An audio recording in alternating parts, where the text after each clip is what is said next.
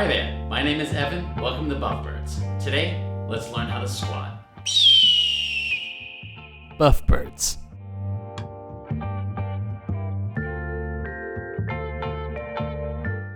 The squat is a fundamental lower body movement that recruits the largest muscle groups in the body. In terms of raw strength, there are few movements that can beat it. So let's get into it.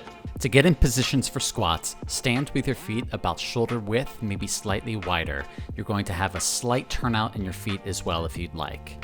To initiate the squat, bend equally at the knees and the hips. You've hit the bottom of the squat when your hips are at or slightly above knee level.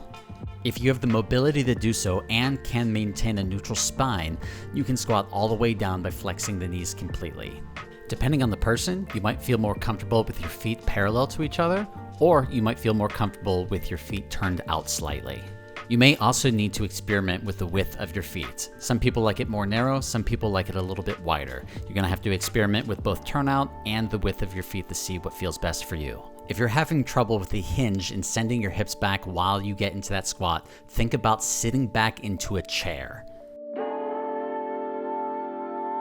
Couple tips. As you are standing back up, make sure that you are squeezing those glutes. We want to make sure that we're getting the most out of the exercise and also protecting the body. Squeeze, squeeze, squeeze those glutes. Additionally, make sure that you are also squeezing and bracing your core. This is going to be really important to protect your body, especially as you start adding weight to this exercise. As my clients know, every exercise is a secret core exercise, so make sure to squeeze and brace that core. Let's talk about breath. Breath is so important, especially for squats. Taking a nice deep breath at the top position, you're going to hold onto this breath and brace your core. Initiate the squat, and then on the way back up, about 3/4 of the way up, you're going to initiate that exhale. Holding onto the breath through most of the range of motion is just going to give a little bit more support for your torso and your core. If you're doing bodyweight squats, you can probably get away with breathing freely, but as you add weight to this exercise, it'll be really important to practice this breathing scheme.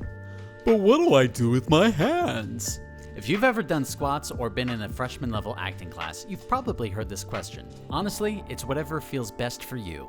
I like bringing my hands in front of me, but you can also put your hands on your hips or put your hands by your sides, or you can bring your hands up above. Find a position that you can balance with and feels comfortable for you. Let's talk about weight distribution. You should feel equally distributed between the front and back of your foot. Another way to think about it is if you think about the bottom of your foot as a tripod, you have 2 points at the balls of your feet and 1 point at the heel. You should feel equally distributed between these 3 points here. Lastly, although we are hinging at the hips, we do not want to hinge too much and keep our focus down. We want to make sure we're just hinging just enough and keeping our focus up. Yeah, keep that focus up. Once you feel like you have mastered the bodyweight squat, some progressions are split squats, goblet squats, Bulgarian split squats, a fan favorite of all of my clients,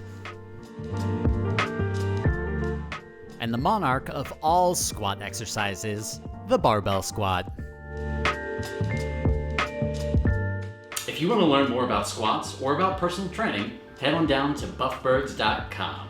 Thank you so much for joining me today, and remember, do what you can do today.